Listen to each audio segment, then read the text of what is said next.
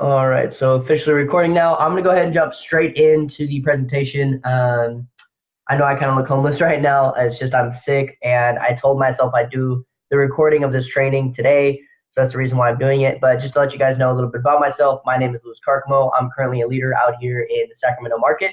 I'm 21 years old, and this training, whether you're new or you have a previous experience in network marketing, these are pretty much the basics of how to move ranks and how to um, pretty much how to go about ranks. So apologize. This is kind of my first time recording a training and posting it. So, be a little lenient with me, but definitely get out your notes and everything like that, because this is definitely things that are going to help you throughout your journey. But so the basics, I put a little quote there: never forget, don't be too big for the little things. So whether you are older than me, whether you have more experience than me, keep in mind, never be too big for the little things, and apply that anywhere in life too. Never be too big to clean your room, never be too big to wash the dishes, never be too big to do all the little tiny disciplines. And I give credit when it's due, but like I said, kind of forgot where I got that nugget from, but I quoted it, put the little dash. So whoever said that, if this video eventually gets to you, let me know. I'll go ahead and update the slide. So the three basic skills, make sure to write these down. The three basic skills are the invite, PS3, and edification. So one more time, it's the invite, PS3, and edification. Now we're gonna jump deep into every single one of these, starting now. So skill one, the invite. Now the invite is actually known as the gateway skill, because if you fail to work on mastering this one skill, you will not hit ranks. Simple as that. If you're not willing to pick up the phone and invite people to your business or invite people to see the opportunity, you are not going to hit ranks. Simple as that. Now, there are 4 steps to mastering the perfect invite. So step 1 is be in a hurry. Step 2 is clear schedule. Step 3 is add value. And step 4, take it away. Now we're going to go ahead and dive into these. So step 1, be in a hurry. People are attracted to those whose times they cannot have. For example, if you see someone famous, you're going to want to run up to them as fast as you can and get a signature before they move on, because they have bigger and better things to do. I'm not saying you're not important. What I am saying is that when you see someone, like, I don't know what your favorite artist is or anything like that, they have shows to get to and everything. So you want to make sure to get their signature quick, because they have big things to do. So also on top of that, being in a hurry creates a sense of urgency, which means there's little time for small talk. A lot of people make the mistake of when they first are inviting, they're trying to build a relationship, trying to get a small connection going on the call, which leads to a lot of people feeling uneasy.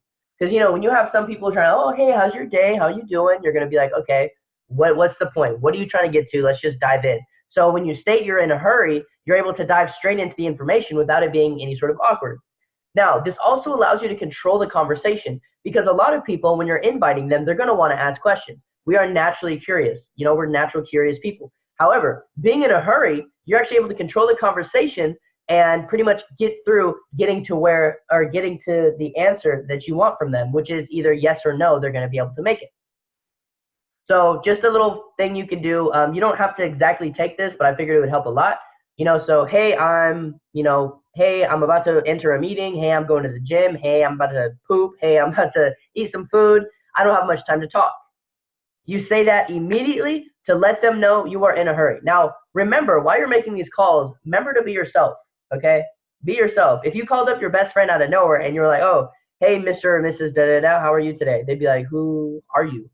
Right? So make sure to be yourself. That's one of the biggest things we teach here in network marketing, especially here in iMarkets Live. We want you to be yourself, okay? So that's step 2, clear schedule. Now, clearing schedule is very important because it eliminates room for excuse.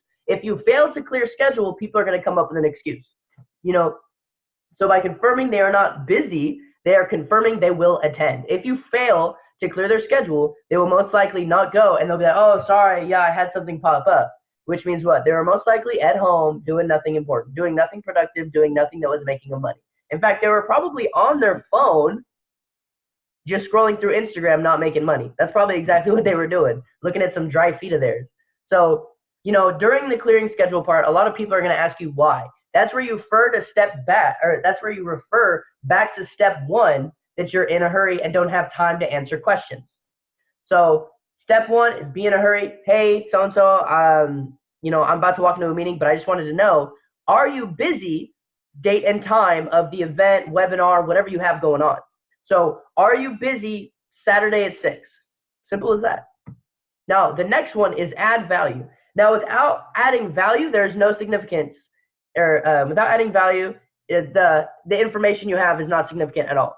You're not going to see a movie if you don't see any value in it, if it's not attractive to you at all. Some people may think you're calling them to waste their time as if they weren't already wasting their time, scrolling through social media or partying, just wasting money. So couple things you can say. Now, you don't have to take these word for word. Always put your own little twist on things. But some things I've given you guys to work with is, hey, I've come across people making money from their phone and they're going to teach me. Or, hey, I've come across something huge or big and I wanted to share it with you. You guys don't have to blur it out. Hey, I've come across these group of people. We're learning how to trade foreign exchange off our phones. It's a $1 trillion a day industry. It's way bigger than stocks. There's all these currencies and banks. You don't need to say any of that. You don't need to say any of that. It's okay. I know you're excited to share all the information. I know you see the value in it. I know you want to help everyone make millions of dollars. But you don't have to say that. Just simply, hey, I've come across a huge opportunity and I wanted to share it with you. Now, step 4 is take it away. By taking away the opportunity from them, they will want in. It's FOMO. People have a fear of missing out.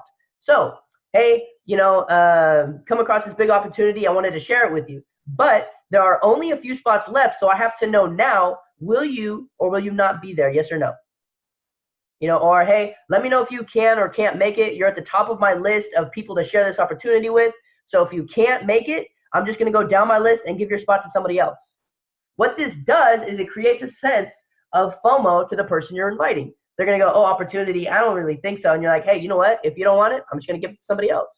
The people on the other line are going to be like, well, shit.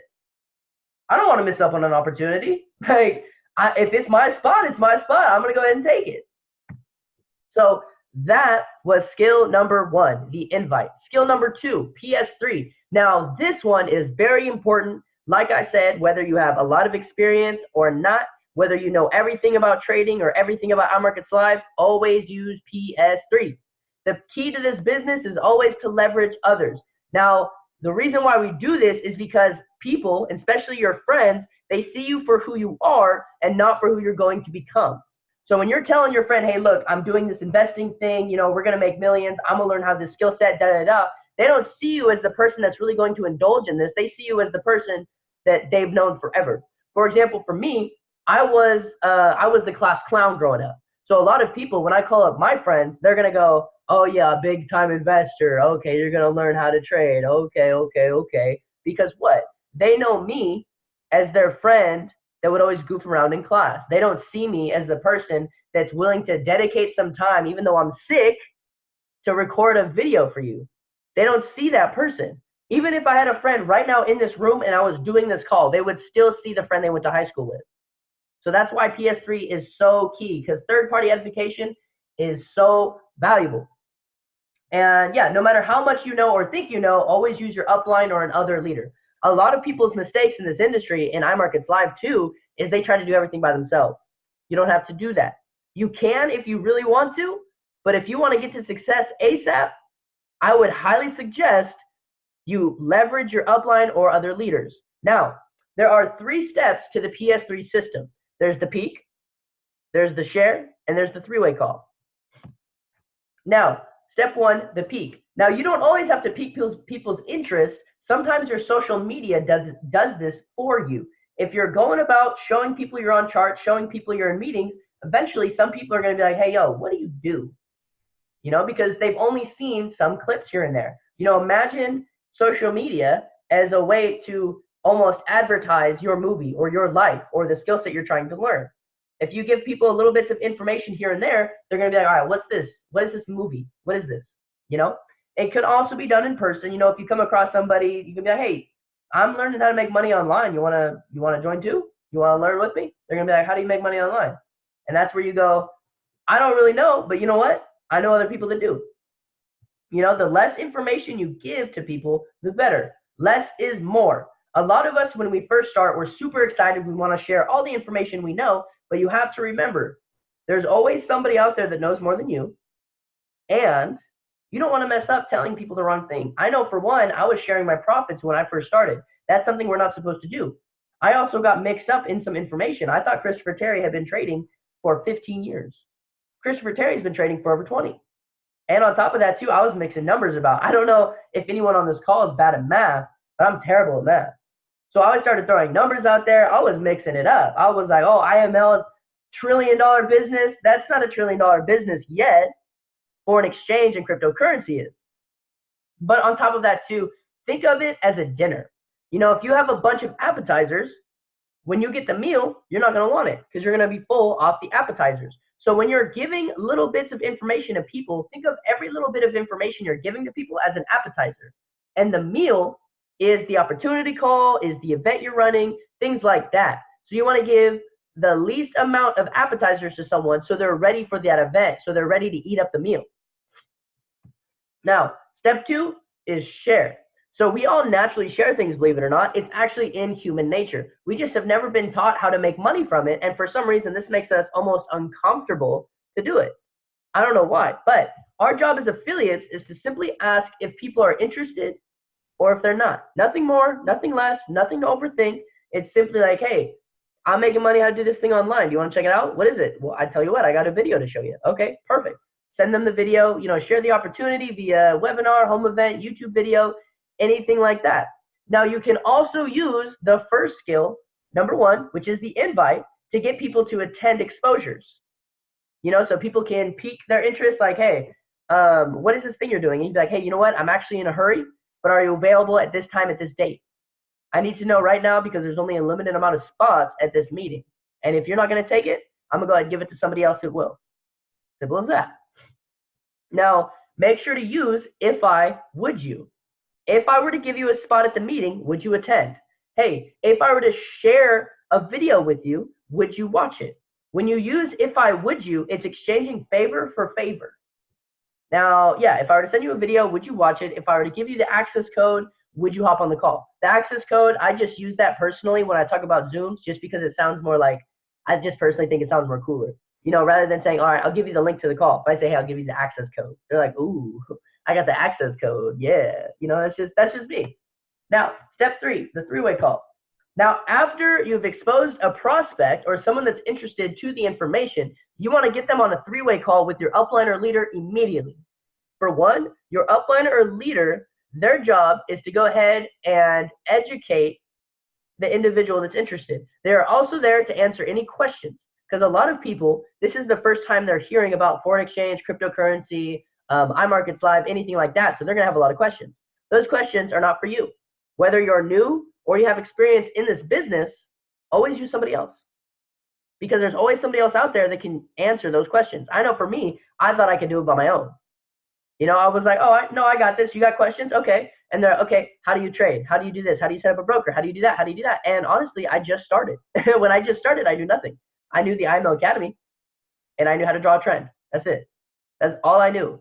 I knew that, and that there's eventually I'd be making money off my phone. That's all I knew. So when they started asking me all these questions, I was like, you know what? Let me get you on a phone with somebody that knows more. And because I had the posture at first, and then I said, oh, you know what? I actually don't know that. I lost a little bit of trust and respect with the other individual that was interested.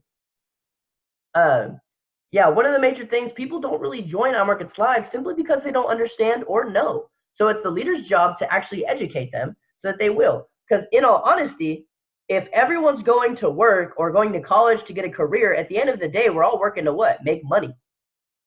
So why don't we just skip the whole 4 years of college or skip the whole work up the ranks? Why don't we just get straight to the money and learn how to trade? It only makes sense.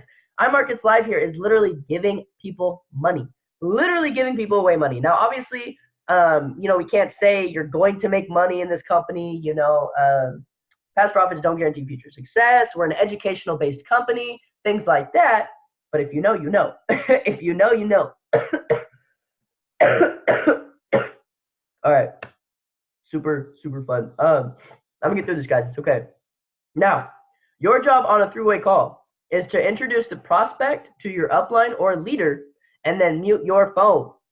Mute your phone after you do that. Immediately, okay, you can chit-chat for just a couple seconds, but then introduce your upline leader and then mute the phone. Okay, now the reason why I'm putting extra emphasis on this is because a lot of people on my team, what they do is I'm on a three-way call and they decide to have a full-on conversation with the prospect. If you are going to have a full-on conversation with the person that's interested, what do you need your upline leader for? What do you need the upline leader for if you're just going to have a conversation? Understand, value your upline and leader's time. Okay? We take time out of our own personal days, and it's not like a lot of us are doing this full time, and it's not like life isn't hitting us in the face too. Okay? Like, as much personal problems as you're going through, trust us when we say we're dealing with that ish too. Life doesn't just look at us and be like, oh, okay, you're a leader? Nah, it's okay. No, life actually hit us harder because the strongest people get put through the most. So with that said, immediately say, hey, so-and-so, this is my upline leader. Make sure to edify them. And that's the third skill. We're going to get into that shortly. So edify and then mute your phone. Let your upline or leader do all the work for you. That is why this is so beautiful. You don't have to do any of the work. Now, I know originally when I first started, I was kind of nervous because I thought I had to do all the work. Also because I thought I knew everything. And after getting on a couple calls by myself, I quickly understood, oh, I don't know anything. I really don't. After getting on calls with multiple prospects, oh yeah, you want to trade? Okay, what do you want to know? And they're like, oh, what do you trade? Da da da. What's leverage? What's all this? I was like, you know what? I don't know the answer to any of your questions. Let me get you on the call. Let me get you on a phone call with somebody else. They lost trust and respect, and they're like, it sounds kind of sketchy, because people join people, not the business. So if you're trying to get someone into your business, understand they must trust you and trust who you're working with. So, yeah, no point in having third party if you're just going to talk the whole time. Okay, that's just a waste of our time. That's just a waste of your upline leader's time. Respect their time. They're there for you. They're here to help you. Now, also, look at this. If I were to get the person that's helped me learn on a call with you, would you talk to them? I had a little typo there. Sorry about that. But if I were to get the person that's helped me learn on a call, would you like to talk to them? Now, this is after you've shared the opportunity with them. Now, you can also ask your upline and leader to see if they want to hop on a call and be the ones to present the information. That's okay as well. But if you send out the video, make sure, if they're like, oh, yeah, it's really cool, or you know what, I didn't really like it, be like, hey, you know what? I get you may not be interested, or hey, you're really interested, that's great. But let me get you on a person that can either answer all your questions or just somebody that's helped me out a lot. Now, three-way call structure. Now, edification is key because without it, the prospect will have no trust or respect for the upline or leader on the call. If me and you right now were to hop on a call, let's say if you're on this right now, your name is Samantha, okay? Now, if I'm on the phone with a prospect and we're on a three-way call and I go, hey, let's say my prospect name is John. So if I were to go, hey, John, this is Samantha, John would be like, all right, well, what's up, Samantha? Like, okay, that's cool. Whereas if I were to edify them and go, hey, you know what, John, this is Samantha. She actually helped me sign up. She's actually been helping me a lot. She's been actually helping me become profitable in the markets, and she is the reason why I'm here. So I have a lot of respect for her, and her time is very valuable. She actually took time out of her own day to hop on this call just to help you with any of your questions and anything like that. She's here.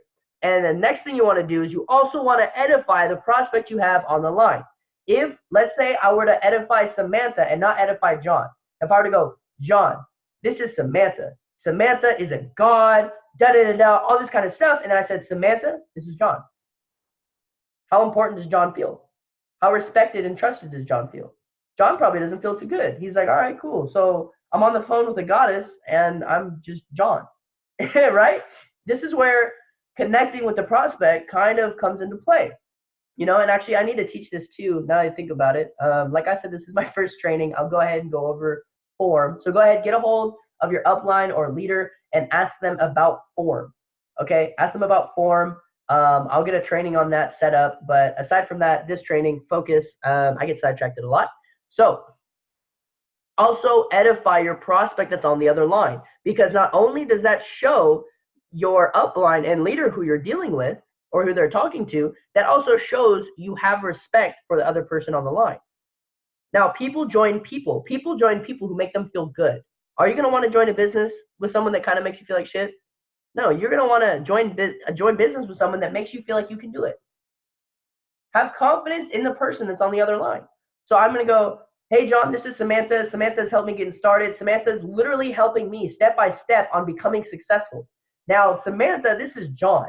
Now, let's say I found him on Instagram. Me and John connected on Instagram. We've been talking a lot. He's a very motivated individual. He has a lot more questions to ask. And one of the biggest things about John is that he's hungry for more information. So just by saying a little something like that, John's going to feel like, oh, okay, cool. Like this person actually paid attention to me. And here, if we go over the edification triangle. So, I didn't mean to do that. My bad. All right. So there's you right here. There's friend, prospect, anybody like that. And then you have your upline or leader or the expert. Now, you know your prospect or friend, and you also know your upline or leader.